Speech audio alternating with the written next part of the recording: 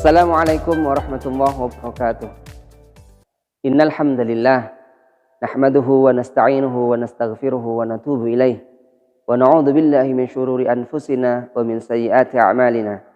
May yahdihillahu fala mudhillalah wa may yudlilhu fala hadiyalah. Asyhadu an la ilaha illallah wahdahu la syarikalah wa asyhadu anna Muhammadan 'abduhu wa rasuluhu sallallahu alaihi wasallam la nabiyya ba'dah.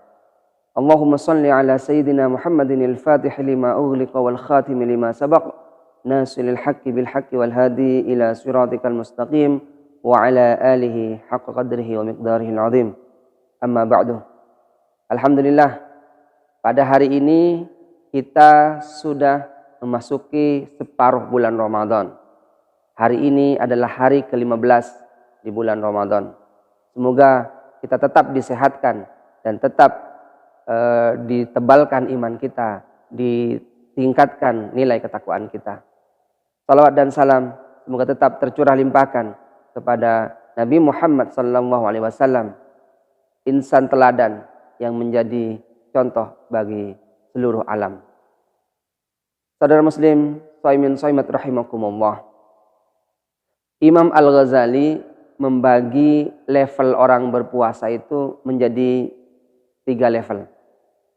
Yaitu level pertama, levelnya orang awam atau orang kebanyakan. Yang kedua, levelnya orang khusus, yaitu disebut dengan khawas. Dan level yang ketiga, level spesial atau khawas al-khawas.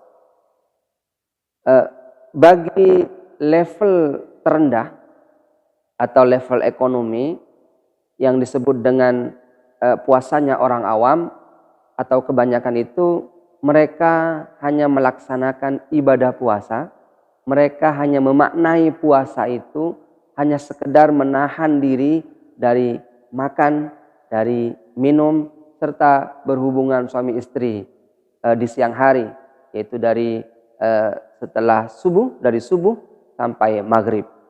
Hanya itu saja. Jadi yang dinamakan, yang dipuasakan itu adalah hanya mulutnya saja, perutnya, dan di bawah perut dikit. Selebihnya tidak ada. Hanya mulutnya saja yang puasa, perutnya, dan bawah perut dikit. Nah, naik ke level di atasnya, yaitu level menengah. Level bisnis lah, katakanlah begitu, atau yang disebut dengan level khawas dalam istilah Al-Ghazali, yaitu puasa yang tidak sekedar urusan mulut saja, urusan perut saja atau bawah perut, tetapi semua anggota badannya juga dipuasakan. Dari mulai lidahnya, dari mulai penglihatannya, pendengarannya, penciumannya, tangannya, dan kakinya. Dipuasakan dari apa? Dipuasakan dari segala perbuatan dosa dan kemaksiatan. Kemudian level yang ketiga adalah level yang paling atas, level eksekutif. Disebut dengan level khawasul khawas. Puasa mereka bukan lagi memuasakan mulut, perut, bawah perut, dan seluruh anggota badannya, melainkan juga memuasakan hatinya dari segala dorongan nafsu dan pikiran duniawi. Jadi hati dan pikirannya hanya tertuju kepada Allah Subhanahu wa Ta'ala, sedangkan pandangannya terhadap dunia itu hanya lebih sekedar untuk beramal soleh sebagai bekal dan persiapan bagi kehidupan yang kekal. Nah, tingkatan tertinggi ini hanya dimiliki oleh para rasul, oleh para nabi, oleh para siddiqin dan muqarrabin. Mereka ikhlas mengorbankan jiwa raganya serta hartanya hanya untuk mencari keridhaan Allah Subhanahu wa Ta'ala. Mereka menghadapkan pikiran sepenuhnya kepada Allah Subhanahu wa Ta'ala. Saudara muslim, shaimin shaimat rahimakumullah. Di manakah tingkatan puasa kita? Siapa? Kamu. Ya, kamu dan kita semua. Masihkah bertengger di tingkat terendah? Masihkah berada di level ekonomi? Kalau terus begitu, berarti Anda dan kita semua berada dalam kebangkrutan. Kenapa? Karena nilai pahala puasa kita itu nol, nihil, alias hanya tinggal lapar dan dahaganya saja. Oleh karena itu, mari dari sekarang berubah.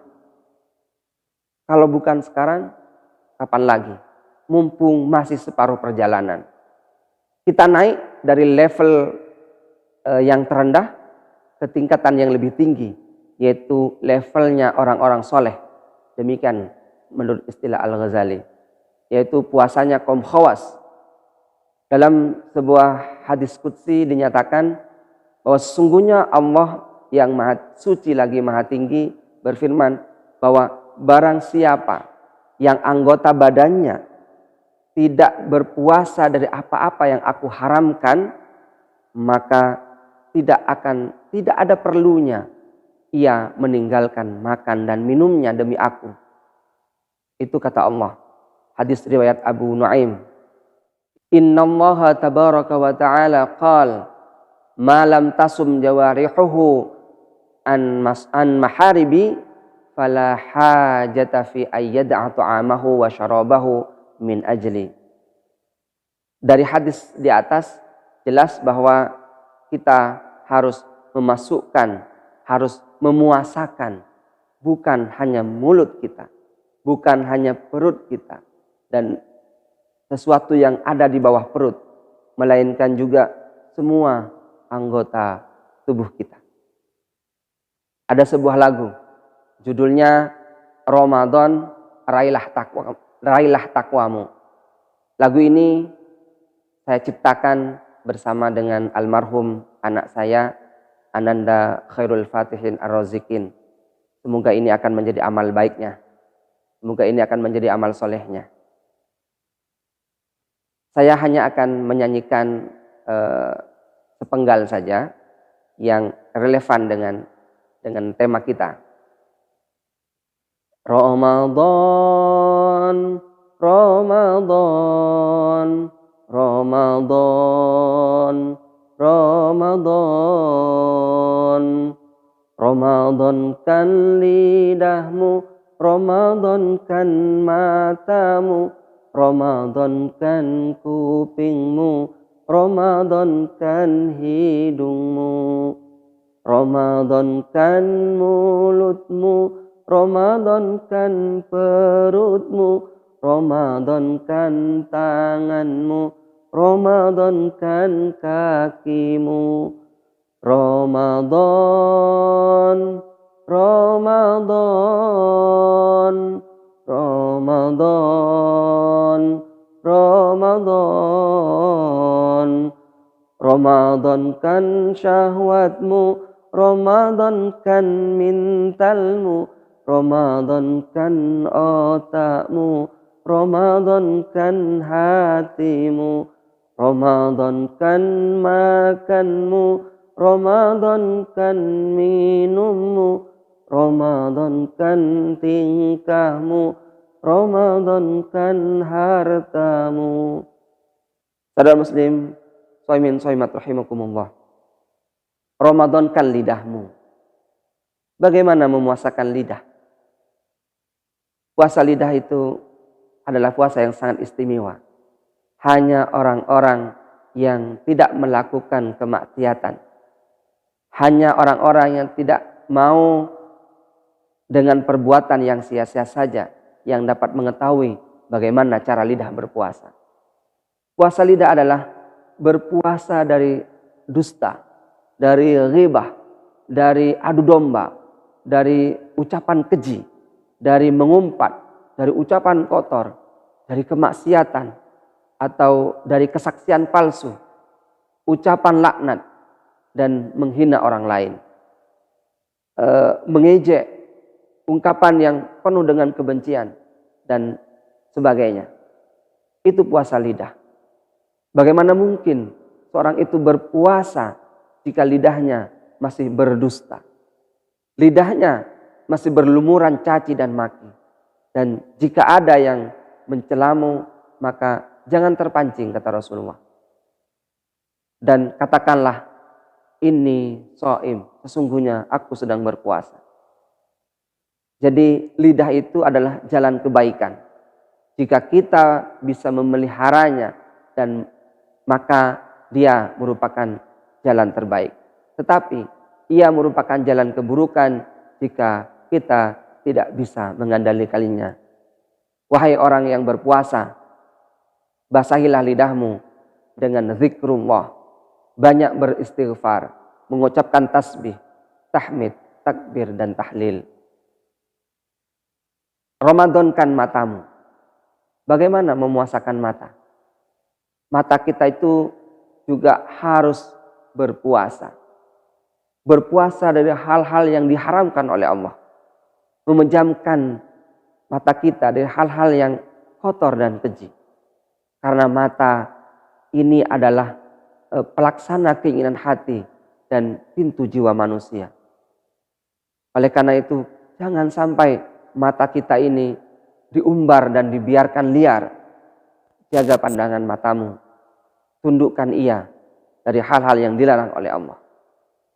Karena matamu itu adalah pintu hati yang kalau tidak dikendalikan akan menyebabkan hatimu pecah, berlumuran darah kemaksiatan. Jaga matamu dari memandang dengan penuh syahwat. Wan nadharu bisyahwatin, dari pandangan yang penuh syahwat. Itu memuasakan mata kita. Ramadankan kupingmu, memuasakan kupingmu. Bagaimana memuasakan kuping? Kuping harus berpuasa dari mendengarkan kata-kata yang kotor, kata-kata yang keji dan hina. Telinga atau kuping itu dipenuhi dengan kalimat-kalimat yang buruk dan tidak mau mendengar nasihat kebaikan. Oleh karena itu, jangan biarkan telinga kita dipenuhi dengan hal-hal yang jelek. Walahum adhanun la yasma'una biha. Mereka mempunyai telinga, tapi mereka tidak mempergunakannya untuk mendengarkan ayat-ayat Allah. Ulaika kal an'am bal hum adall. Mereka adalah seperti binatang ternak, bahkan lebih hina, lebih sesat daripada itu. Oleh karena itu, mari jaga kuping kita, jaga telinga kita dengan asupan nutrisi yang baik. Makanan pokok dari telinga itu adalah zikir, lantunan ayat-ayat suci, nasihat yang baik, ilmu, dan ucapan yang bermanfaat. Ramadankan hidungmu. Bagaimana memuasakan hidung? Tentu sebisa mungkin kita menahan untuk mencium atau mencumbu istri kita. Kita takut ketika kita mencumbu istri kita, ada birahi yang kemudian membuat kita tergelincir ke dalam sesuatu yang dilarang oleh Allah. Dalam sebuah hadis diriwayatkan oleh Imam Baihaqi, Al-Aswad berkata, saya bertanya kepada Aisyah, Sayyidah Aisyah, bolehkah orang yang berpuasa bercumbu? Sayyidah Aisyah menjawab, tidak boleh. Saya katakan, bukankah Rasulullah SAW melakukannya? Lalu Sayyidah Aisyah berkata, beliau adalah orang yang paling kuat menahan syahwatnya daripada kalian. Jadi jangan biarkan Anda menggunakan hidung Anda untuk mencumbu dengan syahwat karena takut hal-hal yang jelek akan hal-hal yang dilarang oleh Allah itu akan terjadi. Selanjutnya, Ramadankan mulutmu. Bagaimana memuasakan mulut? Tentu puasa adalah menahan makan dan minum dari subuh hingga maghrib. Dan itu adalah pekerjaan mulut. Namun begitu, kata Al-Imam Al-Ghazali, mulut kita itu juga harus dicegah dari terlalu banyak makan pada waktu kita berbuka atau pada malam harinya. Walaupun itu makanannya halal. Jadi mulut kita itu dicegah dari sifat tamak dan rakus pada makanan yang halal. Dan tentunya harus dicegah dari memakan makanan yang haram juga. Ramadankan perutmu. Bagaimana meramadankan atau memuasakan perut? Memang yang paling terdampak paparan lapar itu adalah perut. Karena dia tidak makan dan minum dari subuh sampai maghrib. Tapi lebih dari itu, perut kita harus dijaga dari kekenyangan pada waktu berbuka. Mengapa? Karena tidak ada wadah yang paling dibenci oleh Allah selain perut manusia yang kekenyangan. Jadi ketika berbuka, jangan jadikan sebagai ajang balas dendam. Karena tujuan orang berpuasa itu adalah mengosongkan perut kita agar memperbaiki sistem kerjanya untuk kemudian mengendalikan hawa nafsu yang biasanya bersarang di perut. Karenanya kita juga harus menjaga perut kita jangan sampai kemasukan barang syubhat, apalagi barang yang haram. Ramadankan tanganmu. Bagaimana memuasakan tangan? Saat ini zaman medsos, dan itu berarti bukan mulut kita lagi yang berbicara, tetapi tangan kita. Ia akan mengoceh dengan jari jemarinya lewat Instagram, lewat Facebook, lewat Twitter, lewat WhatsApp, dan lain sebagainya. Wajar jika di akhirat kelak Allah mengunci mulut kita dan membiarkan tangan kita yang berbicara. Al-yawma nakhtimu ala afwahihim wa tukallimuna aydihim. Pada hari itu kami tutup mulut mereka dari perkataan dan berkatalah kepada kami tangan-tangan mereka. Oleh karena itu bijaklah dalam bermedsos. Jangan main share, tapi saring dulu sebelum share. Jangan menyebarkan berita hoax dan ujaran-ujaran kebencian. Samping itu, jangan sampai tangan kita melakukan perbuatan yang dilarang oleh Allah, seperti mencuri misalnya, atau mengganggu orang lain dan sebagainya. Ramadankan kakimu. Bagaimana memuasakan kaki? Jangan sampai kaki kita melangkah ke tempat-tempat maksiat. Karena ia nanti di hari kiamat akan menjadi saksi. Wa tashhadu arjuluhum bima kanu yaksibun. Dan memberi kesaksian kaki mereka terhadap apa yang dahulu mereka kerjakan. Jadi sekali lagi kita harus meramadankan semua anggota tubuh kita agar semuanya ikut berpuasa, agar pahala kita tidaklah sia-sia dan level puasa kita itu naik dari level ekonomi ke level bisnis, dari level awam kepada level khawas. Tidak terkecuali juga kita harus memuasakan dan meramadankan nafsu kita, mental kita, otak kita, dan juga hati kita. Ramadankan syahwatmu, ramadankan mentalmu, ramadankan otakmu, dan ramadankan hatimu. Saudara muslim, shaimin shaimat rahimakumullah. Ramadankan makanmu, ramadankan minummu, ramadankan tingkahmu, ramadankan hartamu, ramadankan hatimu. Karena hati ini adalah pusat dari segala perbuatan manusia. Jika manusia itu baik, jika hati manusia itu baik, maka baiklah semuanya. Tapi jika hati ini kotor, maka semua anggota tubuh kita itu akan melakukan hal-hal yang kotor. Karena itu jagalah hatimu, jagalah hati kita semua dengan penuh keimanan. Jauhi segala macam kesyirikan dan segera isi dengan macam-macam sifat yang terpuji.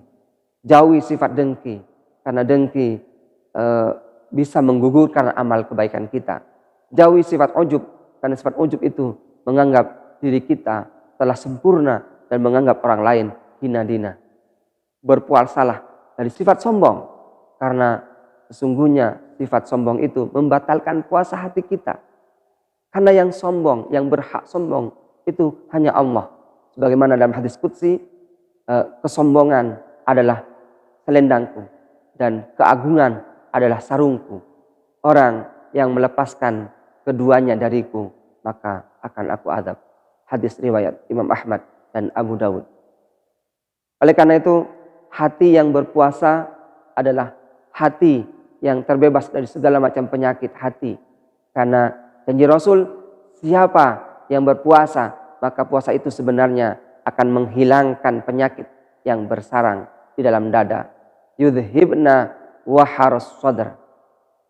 Jika hatimu sudah berpuasa, maka pikiranmu, mentalmu, nafsumu, tingkahmu, lidahmu, matamu, kupingmu, hidungmu, mulutmu, perutmu, tanganmu, kakimu, lahir batinmu, jiwa ragamu akan ikut juga berpuasa. Naikkan level puasamu, Ramadankan jiwa ragamu. Hadana wa iyyakum ajma'in. Subhanakallahumma wa bihamdika asyhadu an la ilaha illa anta astaghfiruka wa atubu ilaik. Wa akhiru da'wana alhamdulillahi rabbil alamin.